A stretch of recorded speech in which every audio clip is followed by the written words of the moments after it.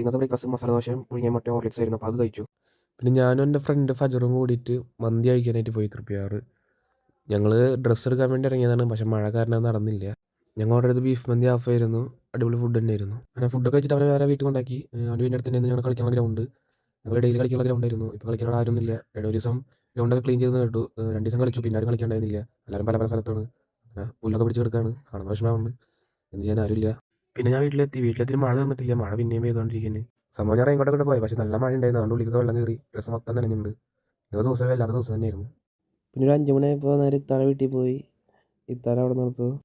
ഞങ്ങൾ പോയത് വാർണാപ്പുളിയിൽ നിന്ന് തൃപ്തിയാർക്ക് പോകുമ്പോൾ റൈറ്റ് സൈഡിലുള്ള ജനത ഫർണിച്ചർ ഷോപ്പിലേക്കായിരുന്നു. സംഭവം വീട്ടിലേക്ക് ഒരു അത്യാവശ്യമായിട്ടുള്ളൊരു കാര്യം വേണ്ടിയിട്ടാണ്. ഞാൻ വീട്ടിൽ പറഞ്ഞിട്ടൊന്നുമില്ല. അപ്പോൾ എന്തായാലും നമ്മൾ സാധനം നോക്കി ഓർഡർ ചെയ്തിട്ടുണ്ട്. അപ്പോൾ അടുത്ത ദിവസം വരുന്നതാണ് പറഞ്ഞത്. അപ്പോൾ അതിനെക്കുറിച്ച് ഡീറ്റെയിൽ ആയിട്ട് വീഡിയോ അടുത്ത വ്ളോഗിലുണ്ടാവും. എന്തായാലും ഇതൊരു സർപ്രൈസാണ്, ഉമ്മാക്ക് വേണ്ടിയിട്ടൊരു സർപ്രൈസായിട്ട് വാങ്ങുന്നതാണ്. അത് കഴിഞ്ഞിട്ട് ഞങ്ങൾ നേരെ വാർണാപ്പുളിയുള്ള ചിക്കിങ്ങിലേക്കാണ് പോയത്. അവിടെ പോയിട്ട് നമ്മൾ ബ്രോസ്റ്റഡ് ഓർഡർ ചെയ്തു. പിന്നെ റോയലിൻ്റെ ചിക്കൻ റോൾ എന്താ ഓർഡർ ചെയ്തിട്ടുണ്ടായിരുന്നു.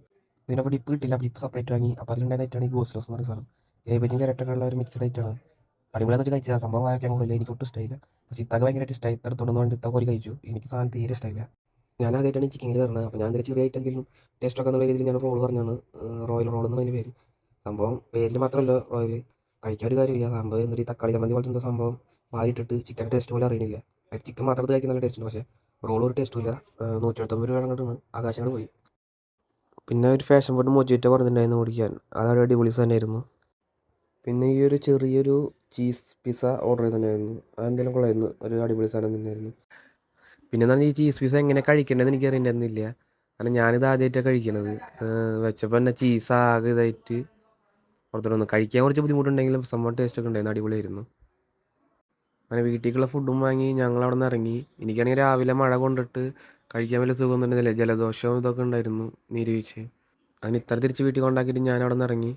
എന്നിട്ട് അവിടെ നിന്ന് ഞാൻ എനിക്കുള്ള ഡ്രസ്സൊക്കെ എടുത്തിട്ട് നേരെ ഞാൻ തൃപ്തിയാറ് പോയി വൈമാളി കയറി. അവിടെ കത്തിയില്ല എന്ന് പറയും, വീട്ടിൽ കത്തി മുറിച്ചില്ല എന്നും ഇടയ്ക്കിടയ്ക്ക് പറയുന്നുണ്ട്. അപ്പോൾ ഞാൻ കത്തി ഒരു സെറ്റ് അടക്കം അങ്ങോട്ട് വാങ്ങി. ആ സ്റ്റാൻഡ് അടക്കമായിട്ട് കത്തി അങ്ങോട്ട് വാങ്ങി ഉമ്മക്ക് വേണ്ടിയിട്ട്.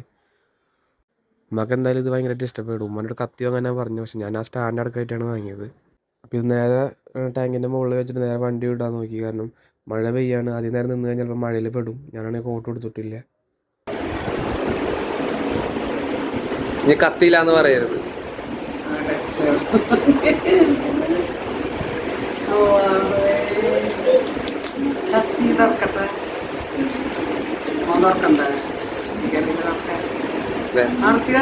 സെറ്റോട് കൂടി വാങ്ങിയിട്ടുണ്ട്.